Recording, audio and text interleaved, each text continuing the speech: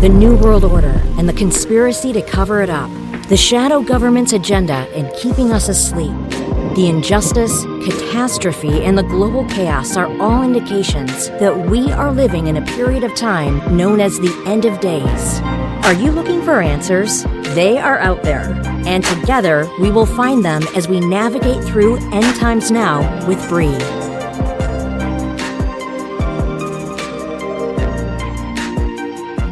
How's it going, guys? Welcome to another episode of End Times Now with Bree. This is going to be a little bit of a different episode. This episode is literally off the cuff. It's to tell you guys what's going on with us, so that way you understand where we're at if you don't hear from me, or if you send me an email or whatever it is and I don't get back to you right away, you'll understand why. So Eric and I have this crazy life.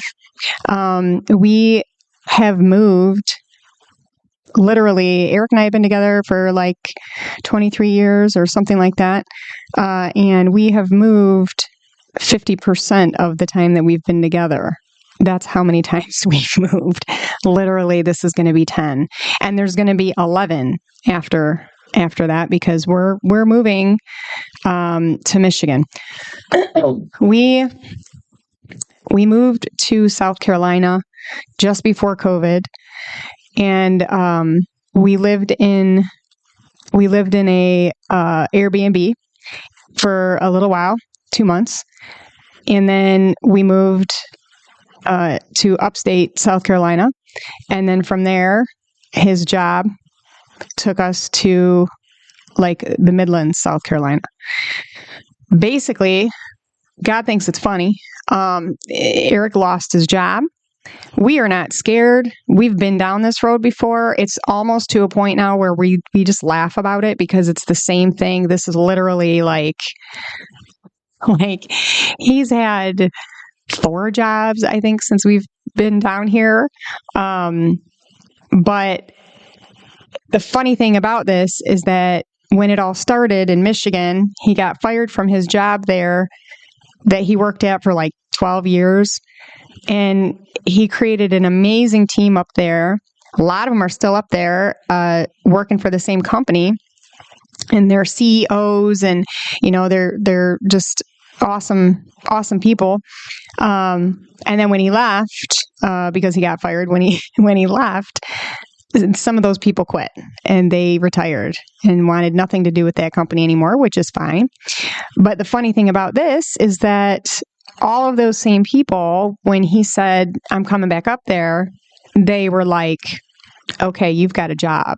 So what I think is hilarious, you know, because in all Jesus fashion, the way he does things, with a little twist of humor, is that the very same company that fired him is going to rehire him. So, and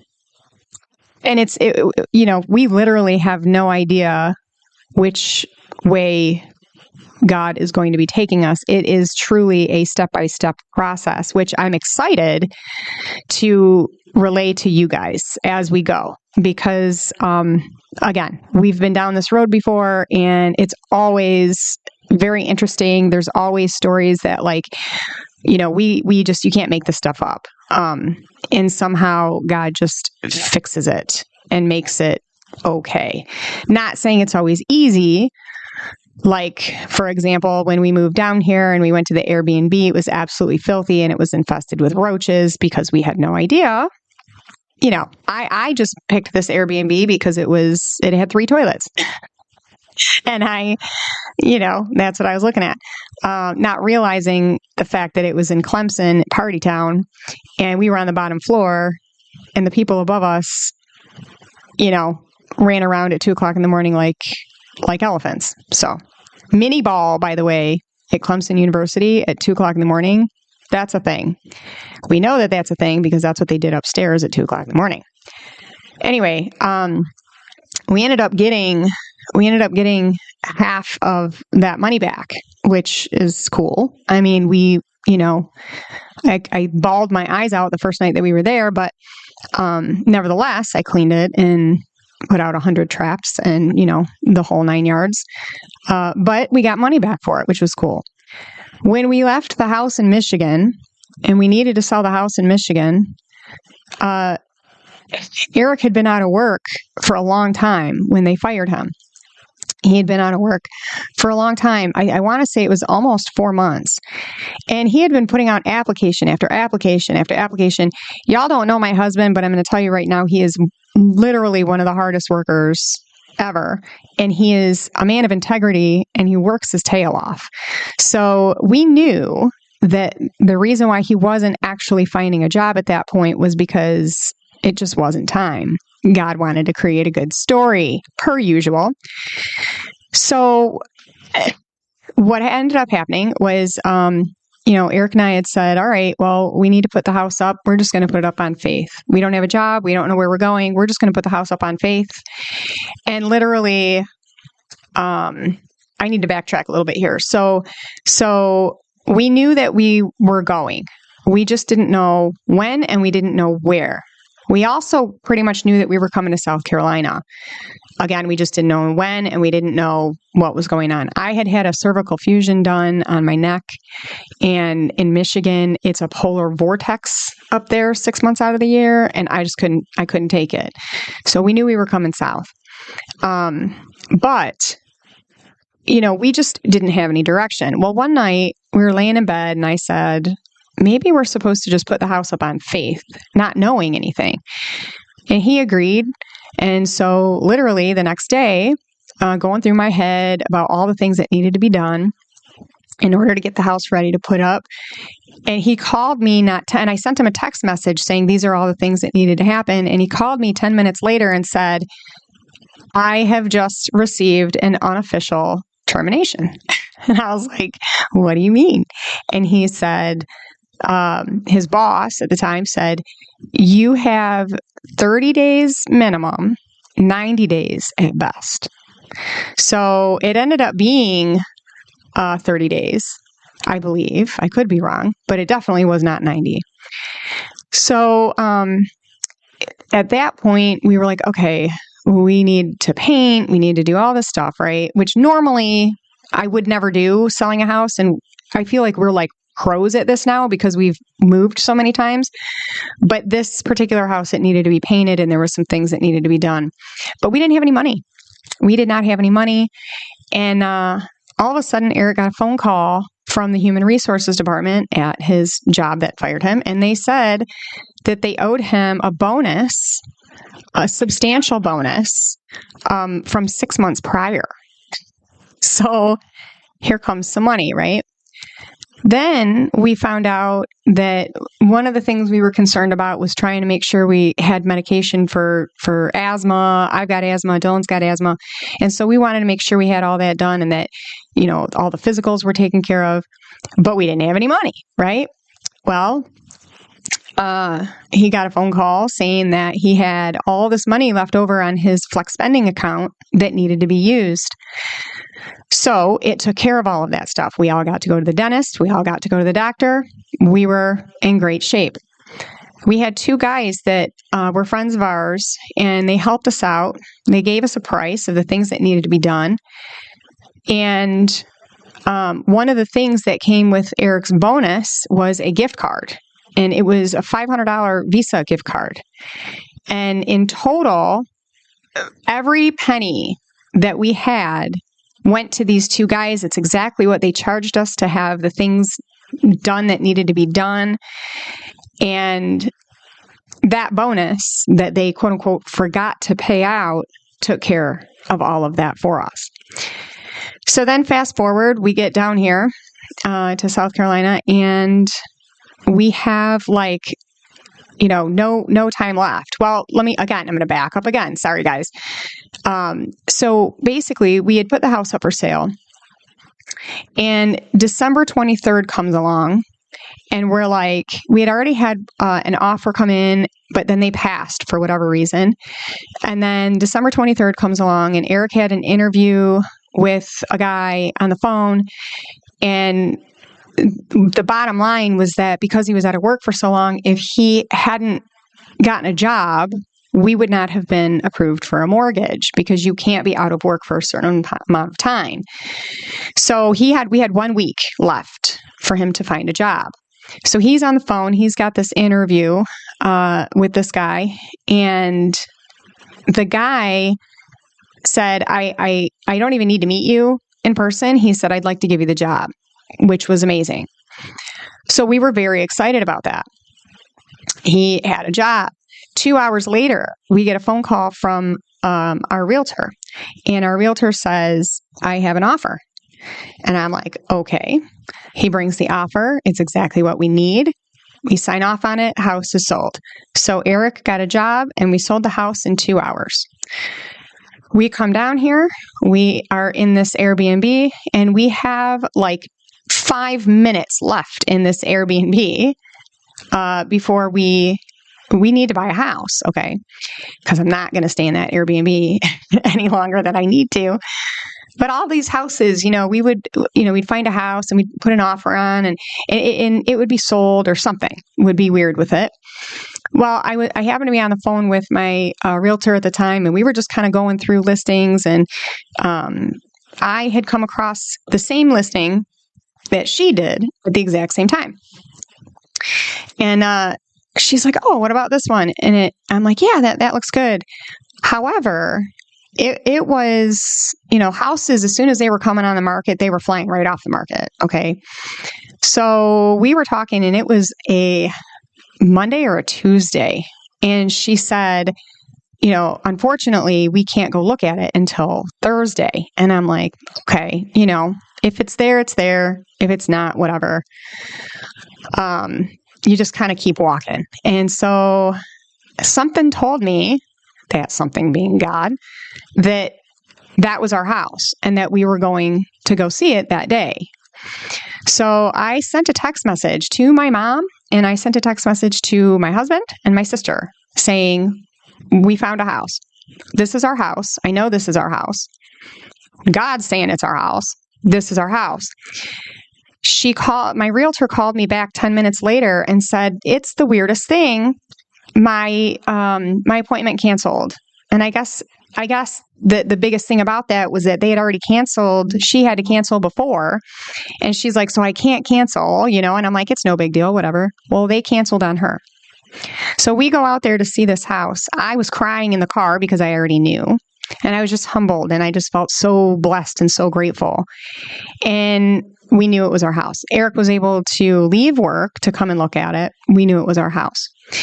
This house was on a street called Water Walk Court. Water Walk Court. And here's the deal. I only know of one person that's ever walked on water, right? Just saying. But that's not all. It turns out that this particular house had already been bought. It was already not bought, it was sold. Okay, the house had already been sold.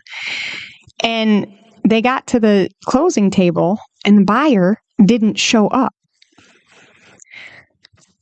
So it went back on the market. It was on the market for hours, and God gave it to us. Fast forward, it's time to sell. We need to sell the house because Eric lost his job again. I feel like God does that. He's like, look, you guys can't take a hint any other way, so I just have to take away the job, and then that way you'll get it, and then you'll go where I need you to go.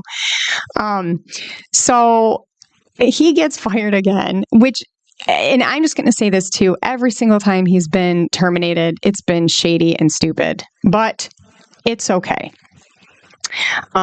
Because God always manages to take care of us somehow. And, whether it's from a 6-month-old bonus or however you want to look at it, right? So, now it's time to sell the house on Waterwalk Court. And Eric and I, we do this thing. I go one direction, he goes another direction. We pray about it. We come back with a number. And usually we are on point with the same number. And so we know, for instance, leaving here, it took Eric like almost a month to figure it out, what his number was, but he waited for confirmation. And I already knew what my number was, but I wasn't going to give it to him right? Because we wanted it to be real. So at any rate, we come up with this number, and our realtor was like, that's too high. And I said, okay. I said, I understand that. I did real estate, so I understand that perspective. I said, but you know us. They knew us. They've worked with us before, and they've seen literally how things work with us, and they've seen God's work in our life. So when I said to them that, we prayed about this and this is what we came up with, we made a deal. She said, all right. She said, if in a week nothing happens, we have to lower it. I said, no problem. No problem. Okay. I want to say it was on the market for like 3 days.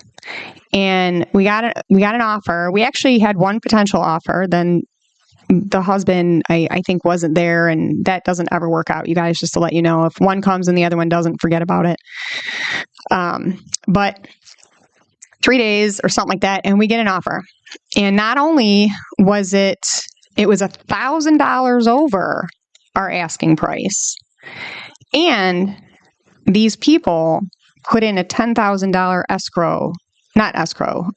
earnest money deposit, which is kind of unheard of.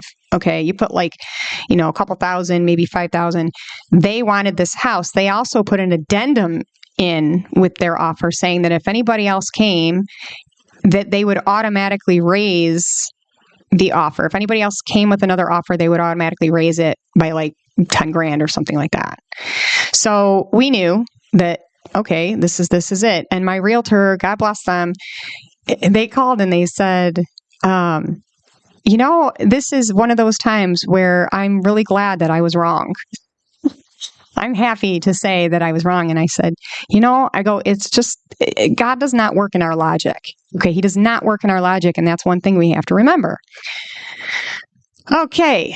So we sell the house. We ended up renting for 6 months in the same city that we were living in. And that worked out perfectly for us because the house that we were in previously had a basement and the one that we were going to didn't, but somehow we were able to fit everything. And so we ended up leaving that place. They tried to charge us a whole bunch of money for something that wasn't our thing. And I had pictures and everything, and we prayed about it, and then they left us alone.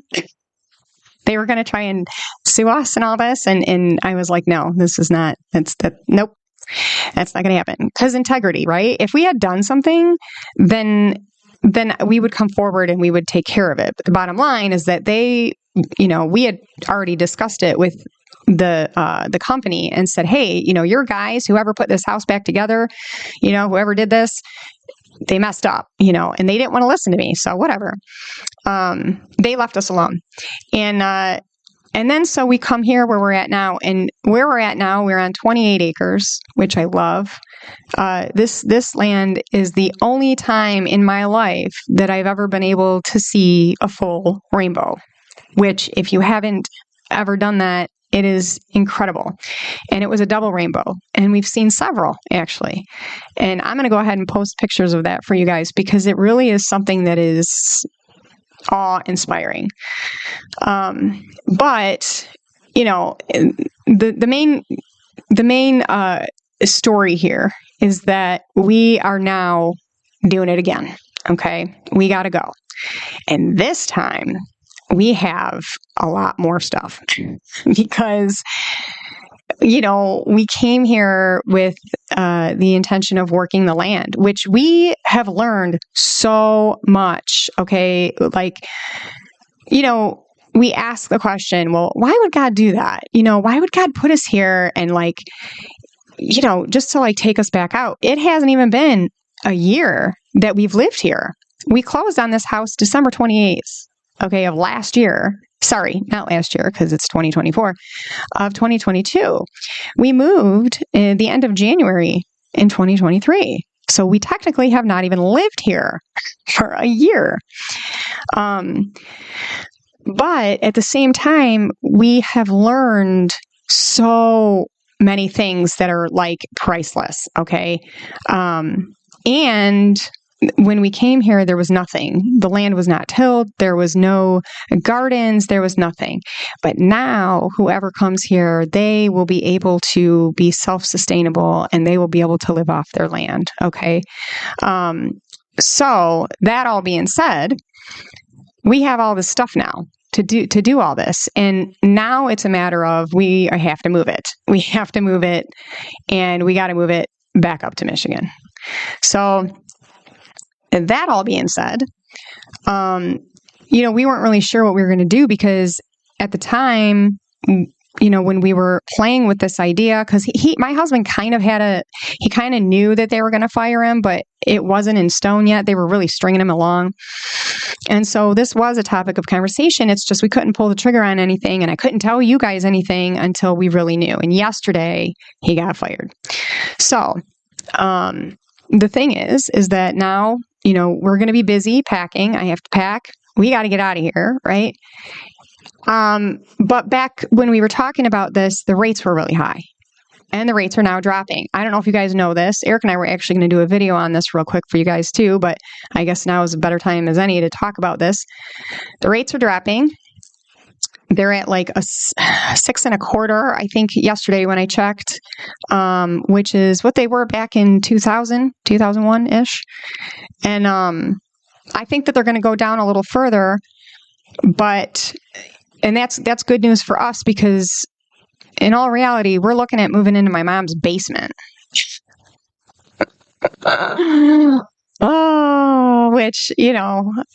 like, these are the things, okay, that I'm talking about. These are crazy things that most people would just be like, are you out of your mind? Well, yeah, sure. That's not really debatable. I'm definitely out of my mind. And at the same time, though, I feel like it's not going to be for long. We're going to be there. We're going to be able to help my mom. But I feel like God will put us into a home of our own. At least I hope so, because please, God, I would appreciate some prayers, for direction and for guidance. And, we definitely want to stay in His will. My flesh says one thing, right? My flesh says I want to go and buy my own house, but God might have different plans. And I'm telling the truth when I say Eric and I, we've done it on our own before, and it just doesn't work out, dude. Like, it does not work out. We screwed up bad. But, that all being said, that's where we're at. Okay. So if you guys don't hear from me, or, if I don't answer an email right away or whatever it is, just know that I have not disappeared, but that this is the situation. Okay. And I wanted to just let you guys know that. One of the things that I really, I made this decision when we started this podcast, that I wanted to be pretty transparent with you guys as far as who I am. Okay. And so when things are going on, I want you guys to know about it. I feel like we need people to pray for each other, especially nowadays. And it's all just about like the right timing. Okay. Some people have reached out through email, and I've shared some personal things that way, but it's all about timing when it finally goes over the airwaves, right? So, I guess that's it. I do have one cool story though that I wanted to tell you guys. This is one of many. Okay, the things that if you stick with me, God willing, if you stick with me, this is just one of many things. Okay, these things that happen in our life, no one would really believe us. I don't think. My mom thinks I should write a book, but I'm looking at all these other things that are going on, and I'm like, I don't think I have time for that. So podcast it is. But here's a cool story for you guys. This is what walking in faith is. Okay, it's when you cannot see in front of your face how you're going to get anything done or how something is going to happen. In fact, I just had one of the listeners, God bless her, she reached out to me, and I was telling her this, that, ultimately the miracles that we see are the things that happen in our lives, right? If we let them.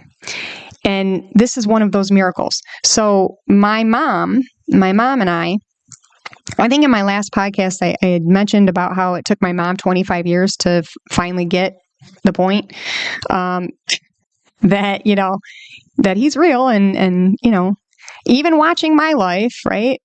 It just, for everybody, it happens different for everyone. But this in particular.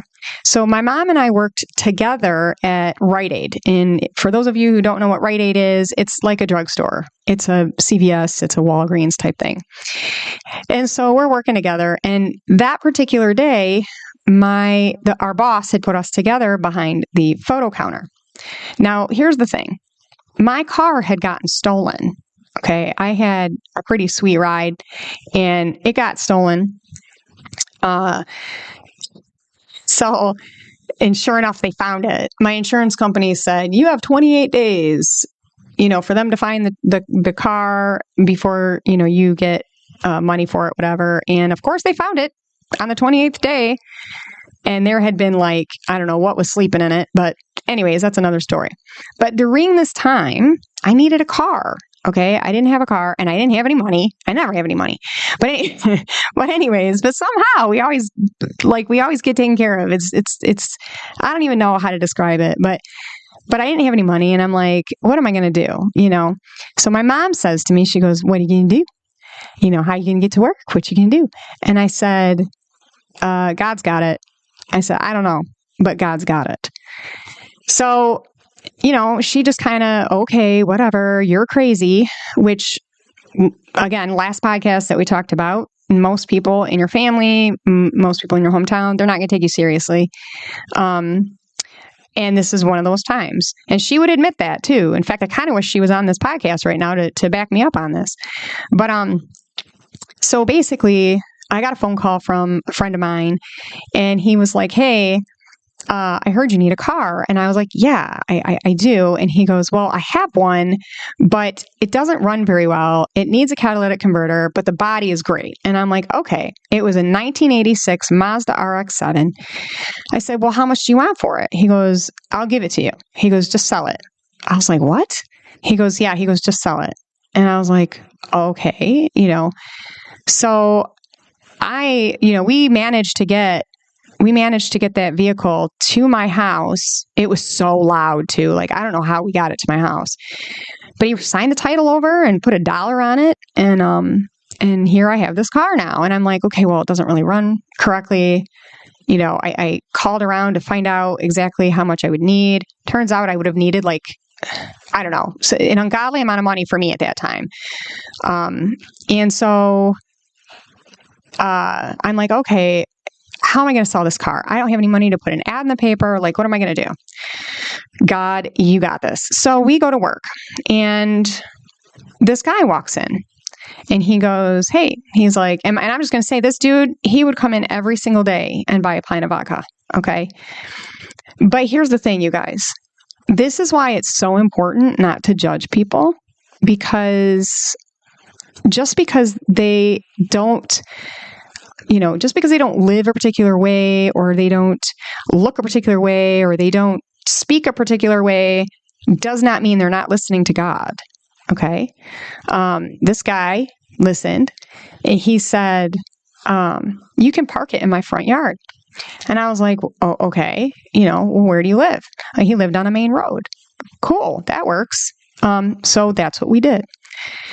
That was so awesome of him to do that, right? He didn't have to do that. Who wants a car sitting in their front lawn he had no idea how long that thing could have been there for, but he listened. He was obedient. Anyway, so then about a week later, I'm standing at the photo counter with my mom, and this guy walks in with a checkbook, and he happened to be a Muslim. Okay. So I'm going to throw that out there. He happened to be a Muslim, and he walks in and he goes, are you Brianna? And I said, yes. And he says, and my mom is standing there with the scissors to the negatives. And he says, God told me to buy your car. And my mother cut that negative in half and just stood there with her mouth on the ground. Like, I'm sorry, what did you just say? And I'm just going to say this too. We normally would never work together like that. I would help her close up shop at the photo counter, but we never really sat there together at that counter. So this was a rarity that we would work together that day. And he says, God told me to buy your car. Well, I mean, I'm like, okay, awesome. Mind you, I did not really know. I was like, okay, well, I got to pray for a number. I don't know what number to put on this car. I got to pray for this number. And it was $1,100 is what I put.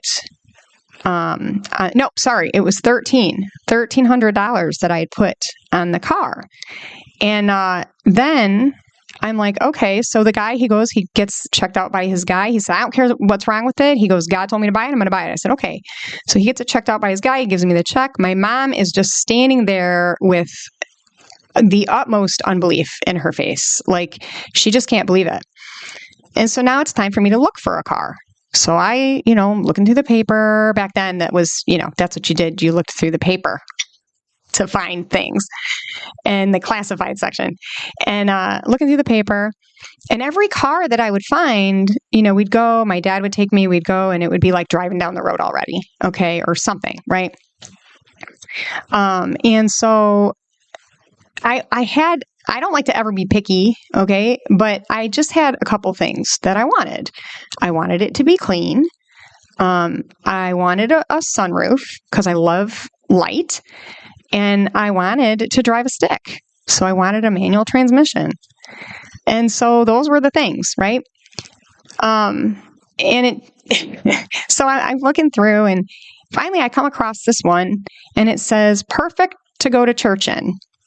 Clean, sunroof, stick. I'm like, okay, apparently this is it. So I call the guy. Turns out he's a pastor. He comes over, meets me at my church, and I go out there, and I'm like, awesome, this is great. I gave him the money. I had enough money to buy the car, fill up the tank. It was a 1987 Charger. It was red. That's important, and you'll understand why soon. But so I give him the money, and I had enough money to fill up the tank, tax, title, plates, the whole 9 yards. And I had enough money left over. It was like $10. I had enough money left over for lunch. It was amazing.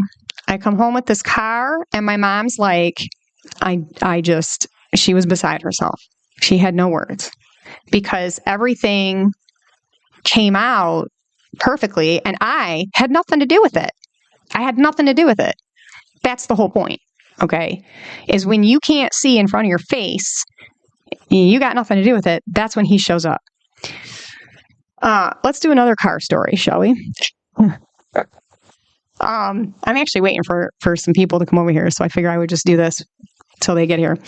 But real quick, we came here, and I had gotten into a car accident when we were living upstate. I was driving a little Nissan Kicks, and I got hit. I got rear-ended by a Ford 550. And this thing had a crane on top of it. Like, it was heavy.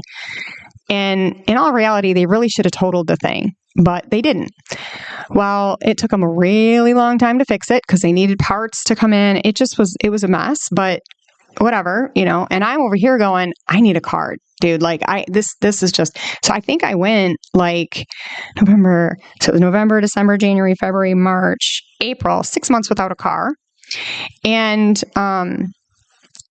finally I get my car back, and I'm like, okay, now we have to trade this bad boy in because we need a truck. I'm going to just tell you right now, if you're going to live on land, you got to have a truck, yo. Okay.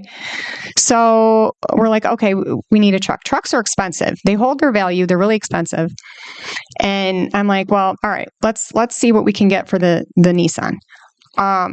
We ended up going to this one dealership, and, they gave us the full payoff of our car, even though it had been in an accident. They gave us the full payoff of our vehicle. We buy a truck from them. It happens to be red. which is hilarious. It's red. And we get this truck and we're like, all right, cool. We're going to go to Michigan in the truck. And so we're heading up to Michigan, and right before we hit the mountains, the truck died. So here we have had this truck for like 2 weeks, and we're in North Carolina, and the truck dies. The transmission just completely dropped. We call the police come, they're helping us. He's like, this is for anyone who has this happen and you have a 4-wheel drive. If you put it in 4-wheel drive, you can get it off the freeway. Okay. I don't know if you can get it very far after that, but you can get it off the freeway. That's what we did. We got it off the freeway, and we ended up staying in this hotel. We ended up getting a rental, and it was a tiny little vehicle, but it fit all of us and my dog inside this little car. Turns out, and everything worked out perfectly. Like, there was a restaurant right there. There was nothing anywhere else. Okay. Like, if we had gotten into the mountains, we would have been completely like screwed. Okay. For lack of a better term.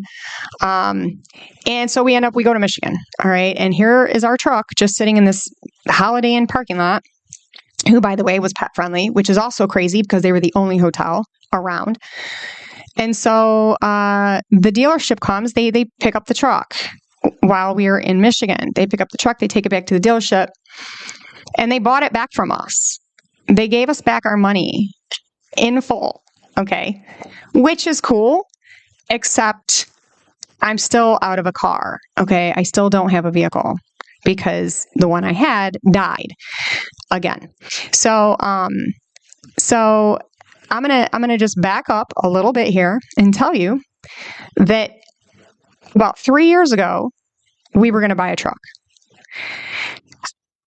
Okay, so we ended up getting a Ford. It was a 2012 Ford. It was really nice. It was a Ford F-150 Platinum, really nice. It had like low miles on it. It was great. We buy the truck, and my husband, we go to drive it off the lot, and he's not going anywhere. It's not moving. It's literally just sitting there in the parking lot, not going anywhere. I'm like, bro, I'm in the other car going, come on, let's go. He's like, it's not going anywhere. I'm like, oh my gosh, that's crazy. So our guy, he's like, oh, wow, this is crazy. He's like, let me take it to the shop, whatever. And I'm like, okay, And of course, we just let God do God's thing. Well, this truck was not red, by the way. But anyways, so he calls me and he's like, okay, it's ready. You can come pick it up. I'm like, okay. We made a deal with the manager. I said, look, this is really scary. Like, can you give us some kind of guarantee here that you're not going to make us keep this thing as soon as we drive off the lot if it, clonks out? And he's like, yeah, 30 days. I'm like, okay, whatever. So I get it home, and it dies again. I got it to the driveway, and I took a video, and I let him watch the vehicle just die. And he's like, okay. So he takes it back again. They try again. And I'm like, look, y'all just better just put a whole new engine transmission in this guy, or I'm not taking it, He's like, just give it one more shot. I'm like, okay. Knowing very well what's going to happen.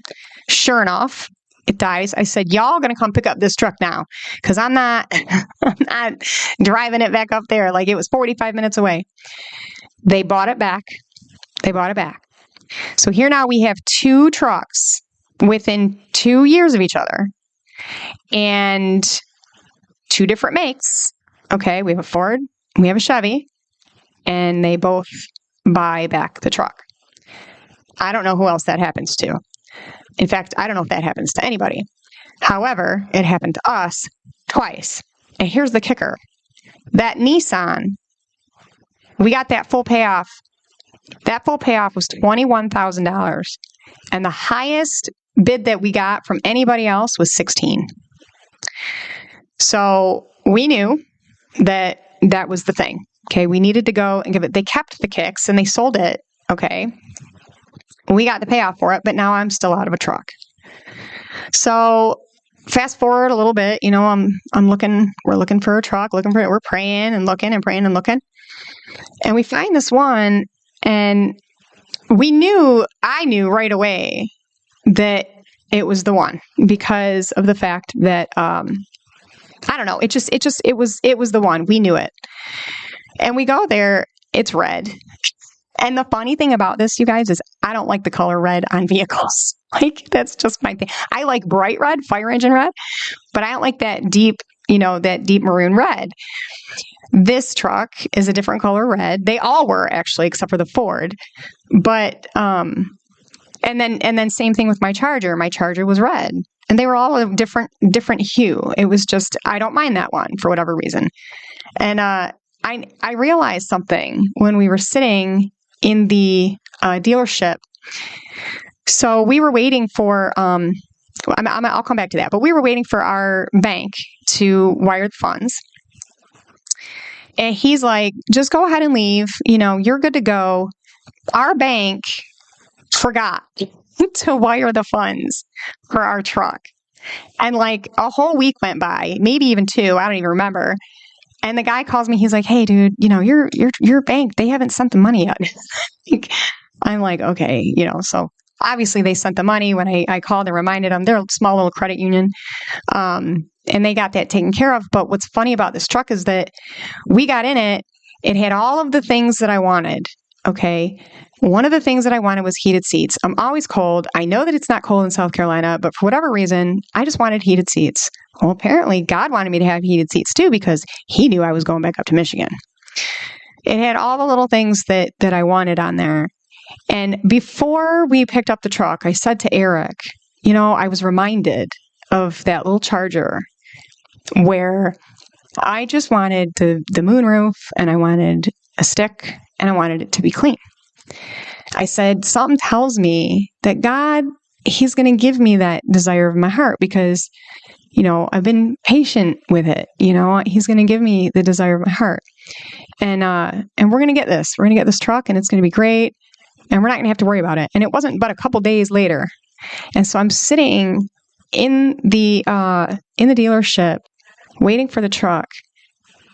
And he goes, I said, does it need to go through, do you guys need to do anything with it? He goes, no, ma'am. He said, actually, the guy that brought it in, I want to say that it was just like the day before, it was like 2 days before. They put it through the shop just to make sure and do the inspection and everything. He goes, but what you got into, he goes, that's how he kept it. And it was spotless. And I mean spotless. It was so clean. You could tell this guy took care of this truck. And he told me he was a veteran. He was a Marine. And I was like, I got it. That's, yes, sir. It just was something that was it was the hammer for me. And I just knew. And one of the things that I remembered was the fact that it was all of the vehicles that I know were ordained by God were red. And I'm sitting there, thinking to myself, blood is red. I feel like that was his signature for me. And that's something that when you get that feeling where that's him and that's his signature, and we had to push this other truck into a parking space, and then it had to sit there in North Carolina. All these things had to happen. We had to buy that Chevy. It had to break down. We had to buy that Chevy because of the fact that they bought our Nissan. All of these things had to happen. Was it ideal? No, it wasn't. But it was in order, and it will be in order again. Okay, so I hope that these stories, they're crazy stories. Most people, I don't think, would believe these stories, and these are just a fraction, you guys. This ain't nothing. But, I hope that these stories and the stories to come are inspiring to you that, as crazy as life can get, when you don't know what's going on, you're just like, you're out of answers and you're just at your wit's end and you don't have a clue about anything, those are the times when God will show up if you let him. Remember, open up your hand. That sand that we keep trying to clench onto, open up your hand, dude. Because if you let him just move things around and you're not scared and you're not worried, that's when things will work out. That is true faith. That is walking in true faith. That means that's blind faith. That means that someone could literally put a blindfold over your eyes and you could walk forward and know and understand that because you have faith, he will take care of it. Even if it means you have to go live in an infested place for 2 months or, 6 months, whatever. I had to do it for 6 months. I had to do it twice. We had bugs. Oh, anyways, that's a whole nother thing. But we had to do it. Okay. Like all of these things, we had to do it. It was in order and we were thankful for it because we learned things. Anyway, that's it, you guys. I just, I wanted to tell you guys all this stuff because, again, I don't want you to think that I'm disappearing on you if you don't hear from me. I have a lot of things in the works, so I'm still going to try to push things out for you, especially now that my husband's jobless right now. At least here, he's jobless. He will be here to help pack and stuff like that. So I think it's going to be okay. I think I'm going to be able to push at least 2 episodes out a week for you guys. But regardless of anything, please just pray. Even if you're not a praying person, just be like, yo, God, peace, comfort, that whole thing. That would be good. And I would appreciate that. And I know my family does too. Also, my son is up in Michigan and that's hard as a mama. Okay. Cause I don't know, maybe I'm a little type A, but, he's up there and he's not with us. He's going to start school and stuff like that. So, yeah, that's that. But anyways, I appreciate you guys. Thank you so much for your support. I just really am in awe. We're in 25 countries now. And some of these countries are places where you will lose your head for hearing messages like this. So please say a prayer for all of our brothers and sisters that are around the world who are getting this message. 25 countries, you guys. That's God. That's amazing. But I'm going to go ahead and I'll put links in the description. You know how to find me. You can email me, endtimesnowwithbree@protonmail.com. I'm on the platforms, the Facebook and the Twitter and all of these things, right? I'll put all of that in the description. And that's that, guys. I appreciate your time. I appreciate your patience. And that's it.